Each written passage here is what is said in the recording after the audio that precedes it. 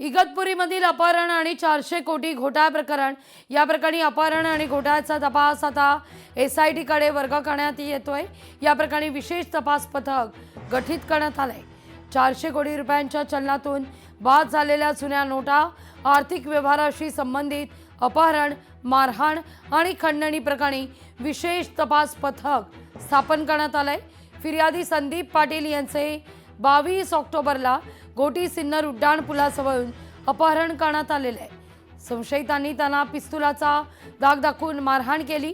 या प्रकरणी घोटी पोलीस ठाण्यात गुन्हा दाखल करण्यात आलेला आहे। या संदर्भाने त्याला मारहाण केली, त्याला धमकी दिली आणि त्याचं अपहरण केलं। या अनुषंगाने गुन्हा दाखल आहे। त्या गुन्ह्याच्या तपासाच्या अनुषंगाने आतापर्यंत आम्ही 5 आरोपी अटक केलेले आहेत। 5वा आरोपी विराट गांधी हा आज रोजी आम्ही अटक केला आहे। त्याचा 28 तारखेपर्यंत आम्हाला पोलीस कोठडी मिळालेली आहे। संपूर्ण घटनेचा तपास सुरू आहे।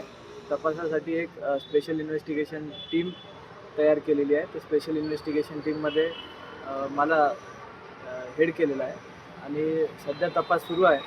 संपूर्ण घटनेचा आम्ही सखोल चौकशी करतोय। लोकशाही मराठी ऐका, पहा, जागरूक रहा।